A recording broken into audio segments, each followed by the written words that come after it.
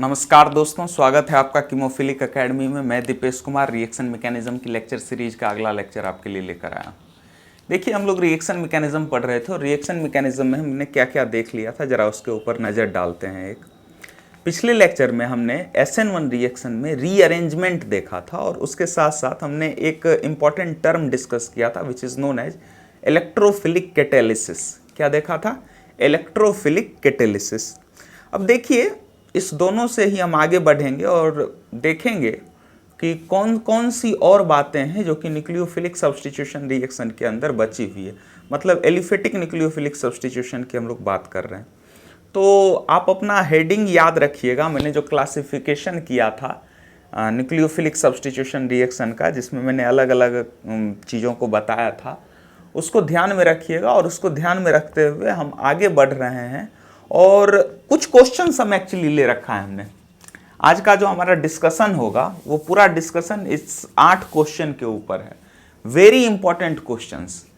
ये 8 के 8 क्वेश्चन अपने आप में एक टॉपिक्स हैं। ठीक है, कैसे हैं ये आपको पता चलेगा, क्योंकि जितनी भी इंपॉर्टेंट चीज़ें हुई हैं ना आज तक, वो सब क्वेश्चन से स्टार्ट हुई है। तो आप भी हमसे क्वेश्चन पूछना सीखिए और हम भी आपके क्वेश्चन का आंसर देने का प्रयास करेंगे। ठीक है, नहीं होगा आंसर्स देख कर बताएंगे, बुक्स पढ़ के बताएंगे, जहाँ से हो सके देंगे, लेकिन देने की कोशिश जरूर करेंगे।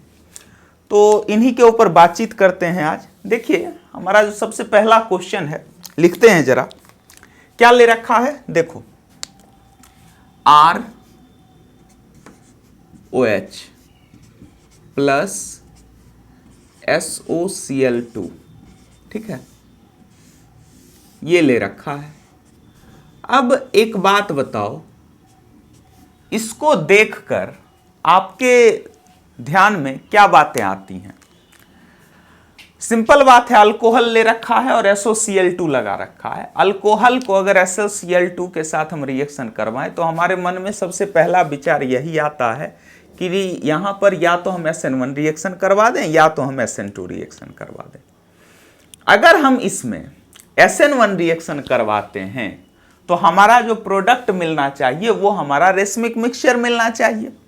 अगर हम इसमें SN2 रिएक्शन करवाते हैं तो हमारा जो प्रोडक्ट मिलना चाहिए वो इन्वर्जन ऑफ कॉन्फ़िगरेशन वाला होना चाहिए। मतलब एक बार तो हमारा इन्वर्जन होना चाहिए, दूसरी बार रेसिमाइजेशन होना चाहिए। NGP की कोई पॉसिबिलिटी इसमें लग नहीं रही है, तो रिटेंशन की कोई बात होगी नहीं। तो मतलब NGP को अगर आप नहीं भी जानते हैं तो आप सिर्फ ये ध्यान में रखिए कि SN1 SN2 की बात चल रही है। लेकिन जब इसका प्रोडक्ट हमको मिलता है तो बहुत इंटरेस्टिंगली इसका प्रोडक्ट ना तो इन्वर्जन का होता है और ना ही रेसिमाइजेशन का होता है। इसका प्रोडक्ट रिटेंशन का आता है। क्या होता है? इसका जो हमको प्रोडक्ट मिलता है वो कैसा मिलता है? रिटेंशन।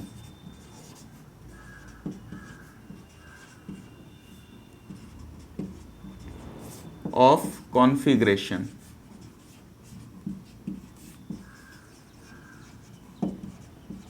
ठीक है।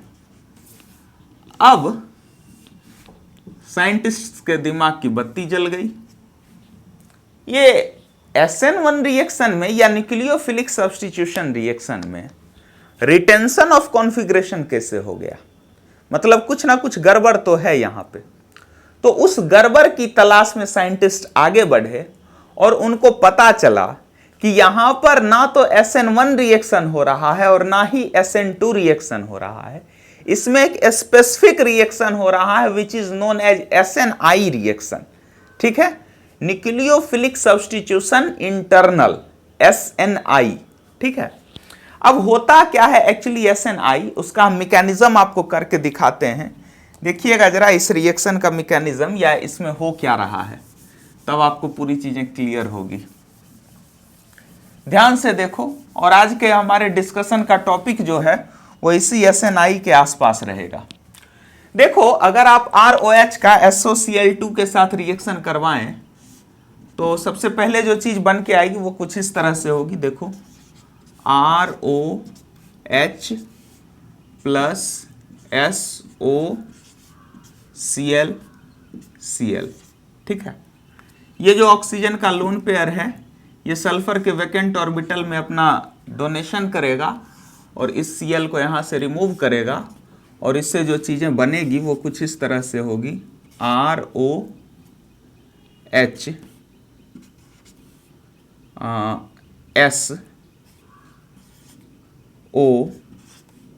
SOCl। देख पा रहे हैं आप, ये कुछ एक्चुअली ये इधर आ जाएगा ताकि ऑक्सीजन का जो चार्ज है वो बैलेंस हो सके, क्योंकि ये जब ऑक्सीजन लोन पेयर अटैक करेगा तो ऑक्सीजन पे पॉजिटिव चार्ज आ जाएगा तो ये बाहर निकल जाएगा। मान लो HCl के फॉर्म में ये बाहर निकल गया, लिख भी लो HCl। ये हाइड्रोजन यहाँ से और ये क्लोरीन यहाँ से बाहर निकल गया HCl के फॉर्म में और ये बन गया। इसका एक बहुत अच्छा नाम होता है, इसका नाम आप लिख लीजिएगा, क्लोरोसल्फाइड। क्लोरो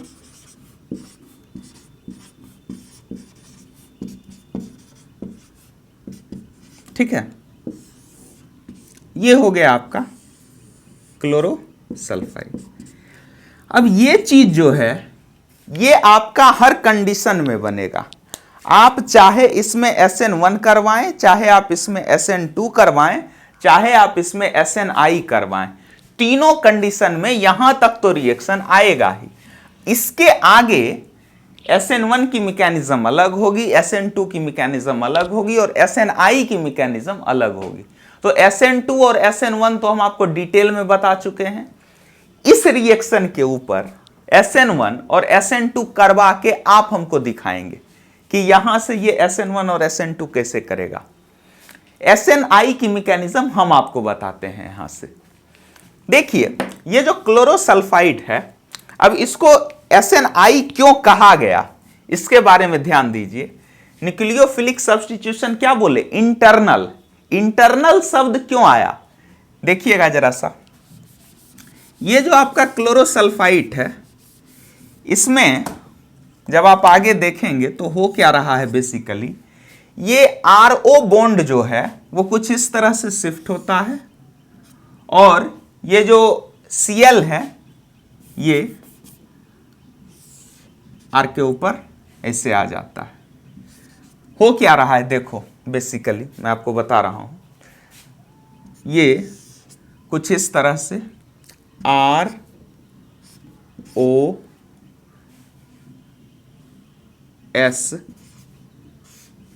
ROSCl, ठीक है। अब देखो डॉटेड लाइन बनाओ, क्योंकि कौन सा बॉन्ड ब्रेक होगा और कौन सा बॉन्ड फॉर्म होगा उसके बारे में थोड़ा सा देखो। इसको भी डॉटेड कर दो और ये भी, ठीक है। अब देखो ये जो आपका है R और O, ये आपका ब्रेक होगा, S और O फॉर्म होगा और R और Cl आपका फॉर्म होगा। फॉर्मिंग, ब्रेकिंग, फॉर्मिंग, और ये जो है आपका S और Cl ये ब्रेक होगा, ठीक है। तो इस तरह से हम करवाएंगे इसको। देखिए इसको लगा लो, अंदर अंदर कर लो इसको। इसके बाद जो हमारा प्रोडक्ट बन के आएगा वो RCl, ठीक है, और साथ में SO2, ये SO2। और इस RCl का जो कॉन्फ़िगरेशन होगा हमारा स्टीरियो केमिस्ट्री, वो कैसा होगा, रिटेंशन।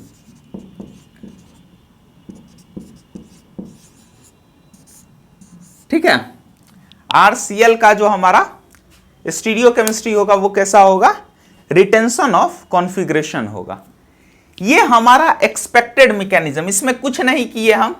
आपका जो ये इलेक्ट्रोफाइल और न्यूक्लियोफाइल है, दोनों कंपाउंड के अंदर ही है। तो इलेक्ट्रोफाइल मतलब इलेक्ट्रोफिलिक सेंटर और न्यूक्लियोफाइल, न्यूक्लियोफाइल अपना अटैक करके लिविंग ग्रुप को बाहर निकाला। न्यूक्लियोफाइल क्लोरीन क्या किया, क्लोरीन अटैक किया, लिविंग ग्रुप को बाहर निकाला और जुड़ गया।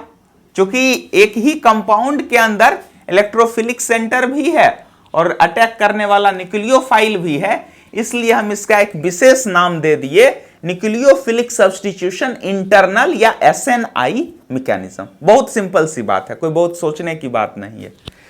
अब देखो, ये हो तो गया और ऐसा ही होना भी चाहिए, लेकिन एक प्रॉब्लम आ गई। जब हम इस मैकेनिज्म के बाद दूसरा एक क्वेश्चन करते हैं, इसको नोट कीजिए, इसको नोट कीजिए, फिर हम आपको अगला क्वेश्चन करके दिखाते हैं और उसके बाद प्रॉब्लम बताते हैं कि प्रॉब्लम क्या है। जितना भी बात बता रहे हैं उसको सीक्वेंस में नोट करते जाइए, जो मैं बोल रहा हूं उसको भी नोट कीजिए, ठीक है। बस देखिए हो क्या रहा है आगे। आइए आपके क्वेश्चन नंबर 3 के ऊपर चलते हैं हम लोग। 3 नंबर क्वेश्चन को जरा सा ऑब्जर्व करते हैं, हो क्या रहा है 3 नंबर में। देखो, ये जो आपका क्वेश्चन है, इसका जब प्रोडक्ट देखा गया 3 नंबर का, तो हमको जो प्रोडक्ट मिला, मतलब इस क्वेश्चन का अगर आपको प्रोडक्ट कहा जाए लिखने के लिए, चूंकि अल्कोहल है और उसके साथ में SOCl2 दे रखा है, तो आपके दिमाग में एक ही चीज चलनी चाहिए, न्यूक्लियोफिलिक सब्स्टिट्यूशन इंटरनल या SNI मैकेनिज्म। लेकिन तो मतलब SNI मैकेनिज्म चलनी चाहिए और जिससे जो प्रोडक्ट बन के आना चाहिए वो कुछ इस तरह से होना चाहिए। क्या? CH3 whole twice CH CH CH3 and यहां Cl, ये प्रोडक्ट आना चाहिए, इससे बनना चाहिए। भले इसमें आप रिटेंशन करवा दें, लेकिन प्रोडक्ट तो इससे अलग नहीं होना चाहिए।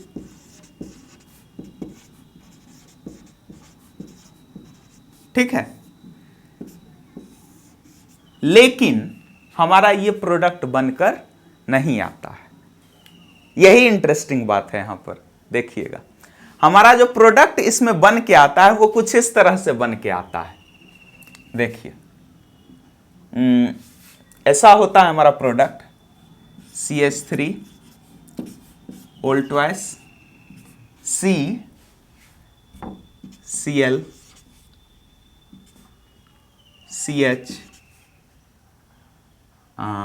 CH3 and this one is Ca 1 2 CH2 कर दीजिए इसको। ये बन के हमारा प्रोडक्ट आता है। ठीक है, अब इस प्रोडक्ट को अगर आपको जस्टिफाई करना है, यह हमारा बना हुआ प्रोडक्ट है इससे, और यह हमारा एक्सपेक्टेड प्रोडक्ट है इंटरनल के अकॉर्डिंग भी, तो अब इस प्रोडक्ट के जस्टिफिकेशन के लिए मैकेनिज्म को चेंज किया गया और मैकेनिज्म दिया क्या गया। अब देखिए, ओरिजिनल मैकेनिज्म जो SNI की होती है, देखिएगा वो मैकेनिज्म भी है, लेकिन वो मैकेनिज्म इतनी एप्रोप्रिएट मैकेनिज्म नहीं है जो मैंने आपको पीछे बताया। अब जो मैं आपको बता रहा हूं वो एकदम ऑथेंटिक एप्रोप्रिएट मैकेनिज्म है, और 2 क्वेश्चन पे मैं आपको करके दिखाता हूं इसको। देखिएगा जरा सा, देखो हो क्या रहा है इसमें। बेसिकली सिंपल सी बात है, ये तो आपको पहले भी पीछे से भी क्लियर हो गया है कि आपका जो SOCl2 है और इसके बीच जो रिएक्शन होगा वो कुछ इस तरह से होगा कि आपका ऑक्सीजन अपना लोन पेयर देगा सल्फर के वैकेंट ऑर्बिटल में, और बन के जो चीजें आएगी, मैं सीधा बना के इसको दिखाता हूं। देखिए जो बन के आएगा हमारा वो कैसा होगा, वो कुछ इस तरह से होगा। CH3 whole twice CH CH और O S O Cl, और इस CH से एक CH3 लगा हुआ है। देख पा रहे हैं आप, यही बन के आना चाहिए। फिर क्या होना चाहिए, लिविंग ग्रुप को बाहर जाना चाहिए। तो यहां से जो लिविंग ग्रुप बाहर जाता है वो कुछ इस फॉर्म में बाहर जाता है कि आयन पेयर के फॉर्म में चीजें एग्जिस्ट करती हैं। होता क्या है देखिएगा जरा सा। एक्चुअली यहां से मैंने आपको अभी बताया था कि ये कुछ इस तरह से बाहर जाएगा।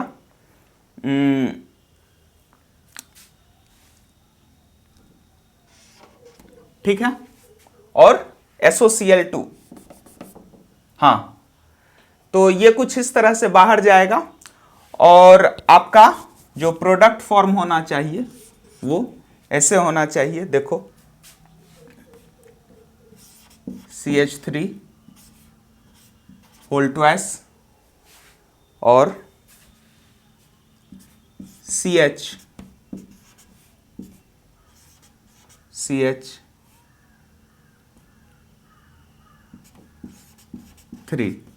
और यहां पर पॉजिटिव चार्ज, ये बनना चाहिए। और इसके साथ में एक ये होता है O माइनस SOCl, देख पा रहे हैं आप। और ये प्लस के फॉर्म में नहीं होता है, ये आयन पेयर के फॉर्म में एग्जिस्ट करता है। कारण क्या है इस आयन पेयर के बनने का, एक्सप्लेन करता हूं मैं आपको। ये जो चीज बन के आती है इसको थोड़ा पास पास बना लेना, मैंने दूर दूर बनाया है, ये पास पास होगा।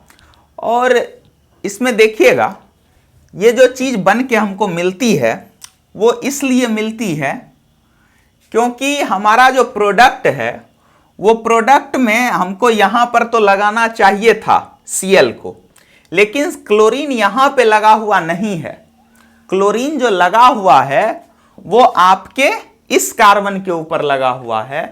तो इसको जस्टिफाई किया गया कि पहले आयन पेयर के फॉर्म में प्रेजेंट होते हैं ये आपका कैटायन और एनायन कह लो, और बाद में इनका रीअरेंजमेंट होता है क्योंकि आयन पेयर हाईली अनस्टेबल होता है और वो रीअरेंजमेंट कुछ इस तरह से होता है 1,2 हाइड्राइड शिफ्ट। ठीक है, तो ये 1,2 हाइड्राइड शिफ्ट होने के बाद CH3 का whole twice CH2 CH3 plus OSOCl जो है आपका, उसके साथ कर लो SOCl O माइनस। ठीक है, अब ये क्या करता है यहां पे आपका क्लोरीन का लोन पेयर। ठीक है, ये इधर आएगा और ये इधर आएगा। ठीक है, सिंपल मैकेनिज्म है बस। तो CH3 whole twice CCl CH2 CH3, finally ये बन के हमारा आ गया। और ये क्यों बन के आया देखिए, इसको पहले नोट कीजिए फिर दिखाता हूं मैं आपको। फाइनली ये बन गया हमारा प्रोडक्ट, और इसमें आपका रिटेंशन ऑफ कॉन्फ़िगरेशन भी होता ही है। तो इसलिए ये SNI मैकेनिज्म तो है ही, लेकिन SNI मैकेनिज्म का एक अदर फॉर्मेट है। कैसा फॉर्मेट? जिसमें कि रीअरेंजमेंट भी हो रहा है।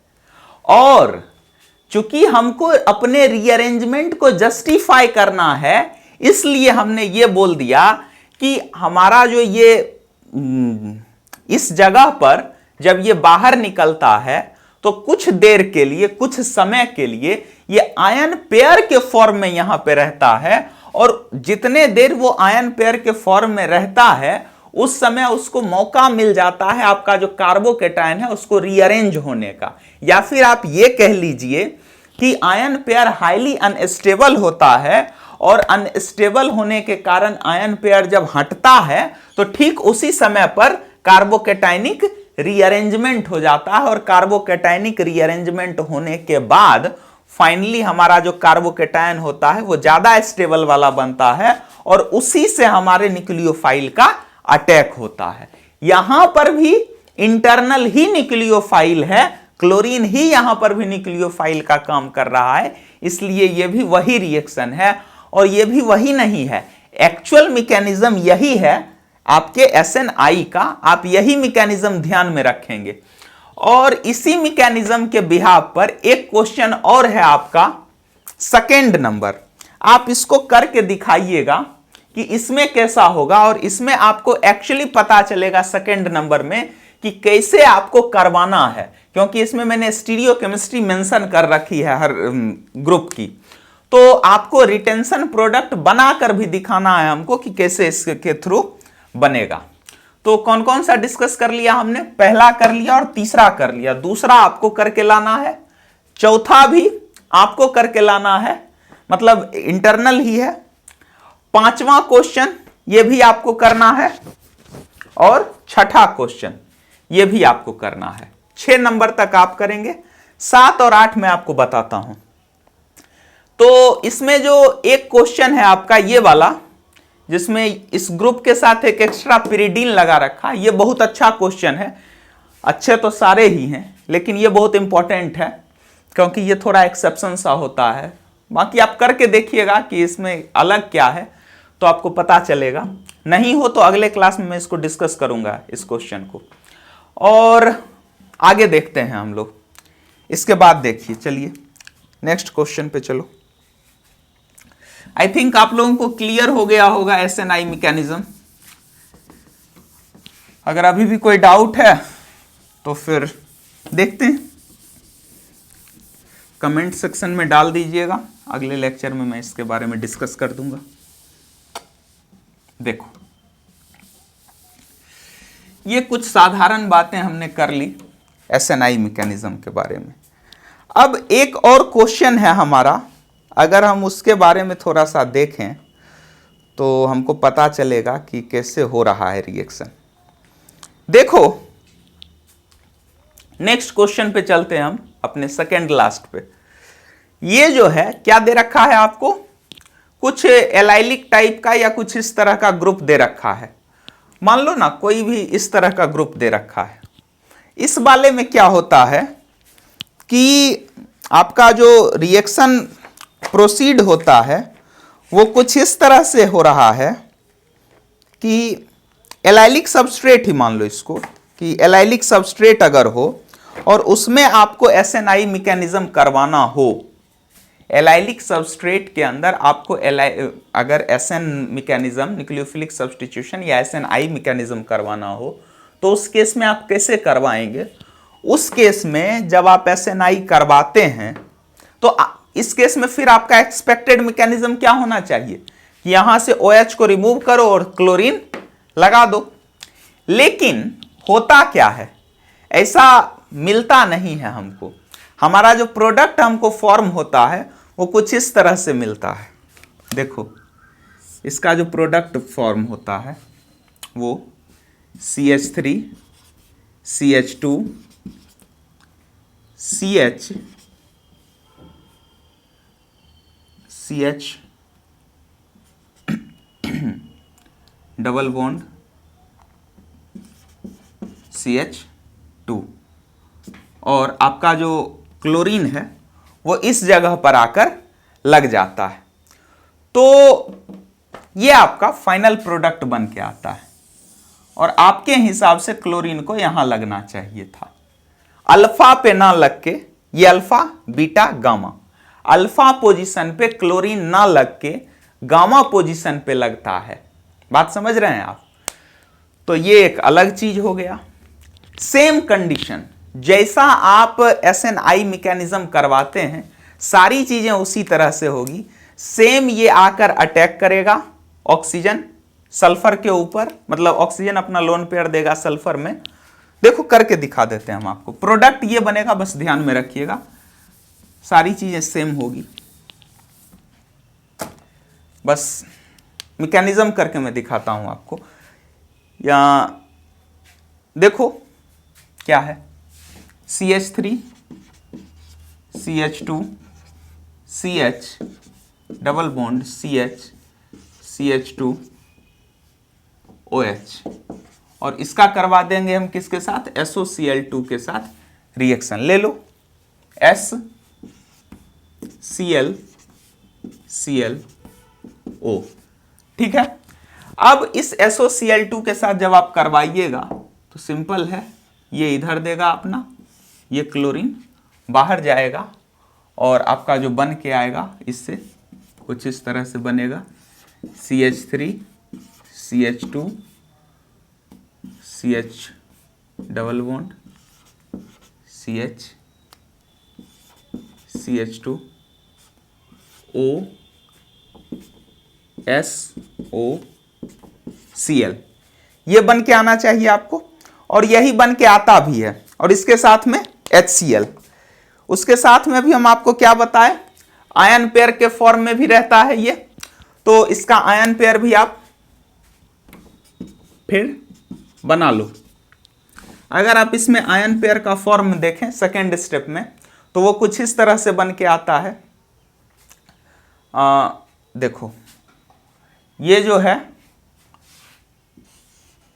इधर आ जाएगा, तो CH3 CH2 CH CH2 plus, और आपका दूसरा जो है SOCl2 SO minus and this one is Cl। ये आपका इसका आयन पेयर का फॉर्म हो गया। अब इस आयन पेयर फॉर्म में जैसे कि आप पहले देखे कि रीअरेंजमेंट होता है, यहां पर भी कुछ रीअरेंजमेंट जैसा ही होता है। और कैसा रीअरेंजमेंट होता है, तो आपको पता है कि कॉन्जुगेशन हो रहा है, तो ये जो है आपका ये इधर शिफ्ट हो जाता है, देखो कुछ इस तरह से,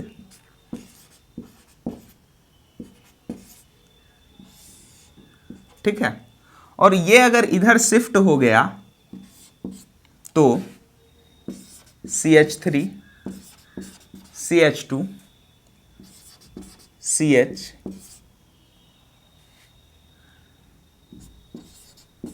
CH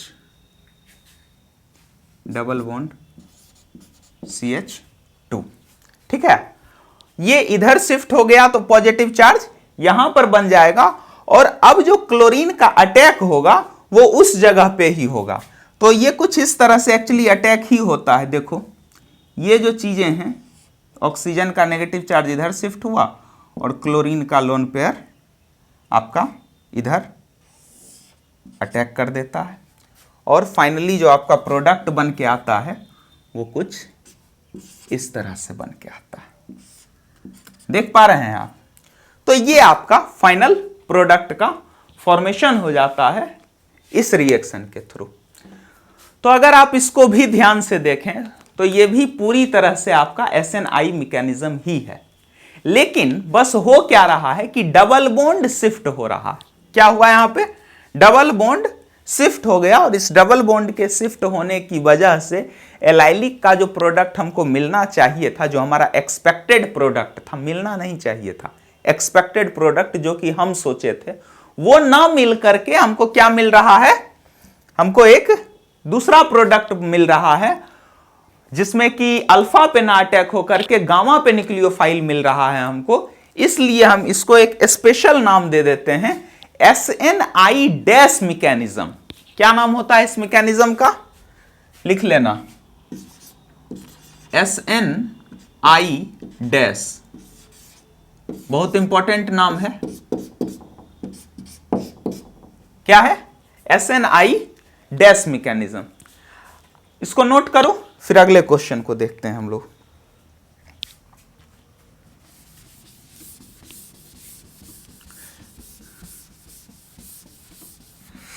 ये जो हम आपको कार्बोकेटायन का अभी जो इस SNI डैश में बताए हैं कि ये डबल बॉन्ड रीअरेंज हो जाता है, वो बहुत इंपॉर्टेंट चीज है।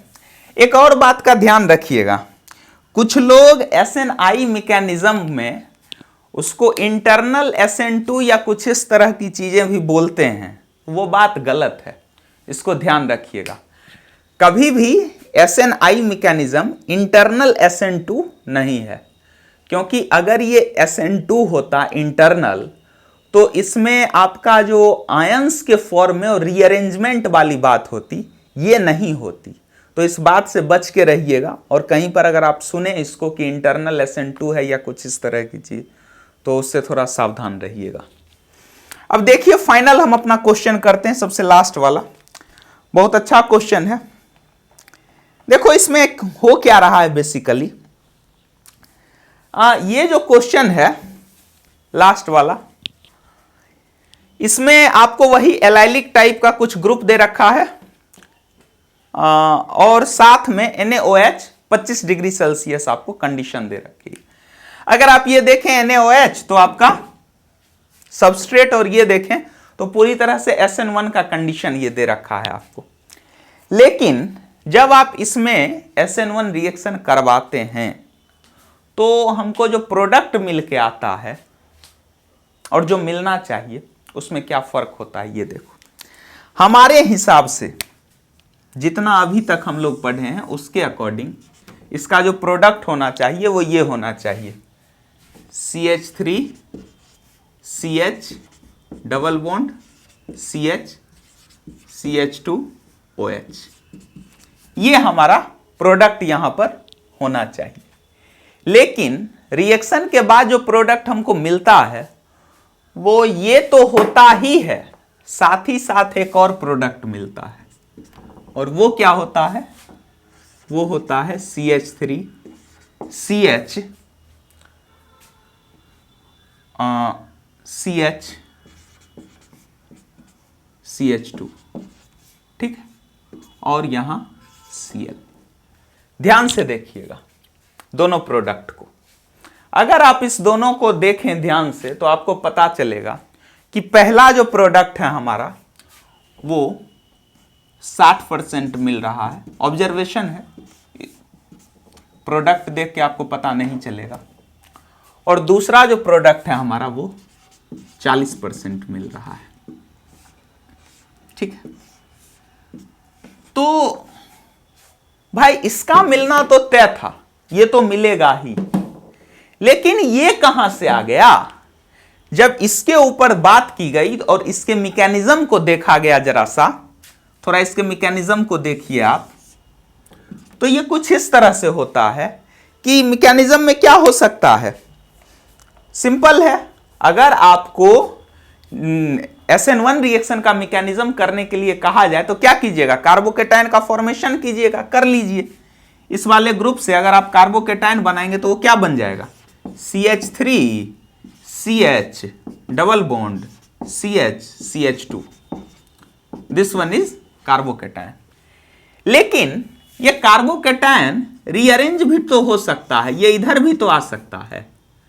तो इसका जो एक और रीअरेंज्ड प्रोडक्ट बनता है, मतलब कार्बोकेटायन बनता है, वो कुछ इस तरह से आता है, CH3 CH CH CH2। देख पा रहे हैं आप, एक तो आपका ये कार्बोकेटायन बन गया और दूसरा आपका ये कार्बोकेटायन बन गया। अब आपका जो OH है इससे भी तो जुड़ सकता है, और साथ साथ इसके ऊपर भी तो OH जुड़ सकता है, ठीक है। तो इस वजह से दोनों के ऊपर OH के जुड़ने की पॉसिबिलिटी की वजह से आपका जो प्रोडक्ट बन के आता है वो ऐसा आता है।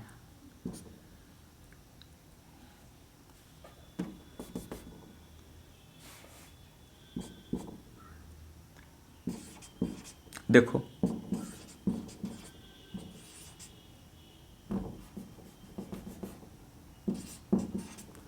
देख लो। और इसमें जो बन के आता है वो CH3 CH OH CH double bond CH2 ये बन के आता है। अब इस दोनों प्रोडक्ट को मैच करो ऊपर वाले से, क्या ये इसका प्रोडक्ट हो गया, क्या ये वाला प्रोडक्ट हो गया? दोनों प्रोडक्ट फाइनली हमको मिल गया इस SN1 रिएक्शन के थ्रू। अब इसमें एक विशेष बात शुरू होती है। विशेष बात क्या है कि दोनों प्रोडक्ट मिल तो गया हमको, ठीक बात है, लेकिन अच्छी बात इसमें यह है कि जो हमारा ये प्रोडक्ट मिल रहा है ये हमारा नॉर्मल प्रोडक्ट है, नॉर्मल प्रोडक्ट, जो कि हमको 60% मिल रहा है, और ये हमारा रीअरेंज्ड प्रोडक्ट है।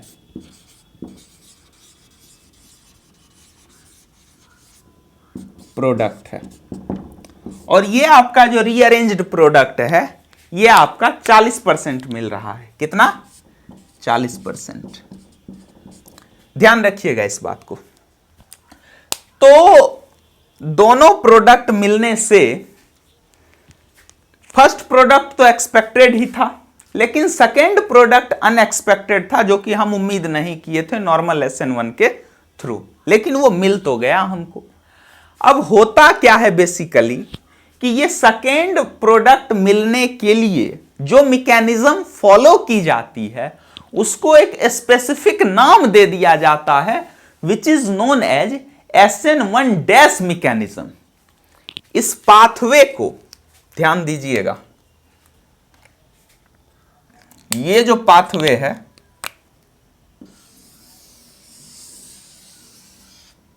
इसको क्या बोल दिए हम लोग? SN1 dash, SN1 dash mechanism. और ये SN1 डैश मैकेनिज्म जो हो गया, इसी का एक दूसरा नाम भी होता है SN1 प्राइम। क्या बोलते हैं इसको? SN1 prime mechanism. ठीक है, तो ये हमने कंप्लीट कर लिया अपना SN1 का या न्यूक्लियोफिलिक सब्स्टिट्यूशन का मोस्ट ऑफ पार्ट हमारा कंप्लीट हो गया, जिसने हमने क्या क्या देख लिया? सिंपल न्यूक्लियोफिलिक सब्स्टिट्यूशन रिएक्शन, उसके बाद SN2 रिएक्शन, उसके बाद SN1 रिएक्शन। आज हमने क्या देखा? SNI mechanism, SNI dash mechanism और SN1 डैश मैकेनिज्म। हमने आपको वहां पे जो SN2 बताया था उसी के अंदर लूज SN2 या इंटरनल SN2 कुछ बताया था मैंने, याद नहीं है मुझे, आप देख लीजिएगा। तो जितनी भी कैटेगरीज हो सकती थी न्यूक्लियोफिलिक सब्स्टिट्यूशन एलिफेटिक के केस में करीब करीब हमने सारी चीजें डिस्कस कर ली है। और एक पार्ट जो हमारा अब इसमें बच रहा है, जो कि हम अपने अगले लेक्चर में करेंगे, which is known as NGP, SNNGP, nucleophilic substitution neighbouring group participation. Very important topic, very important.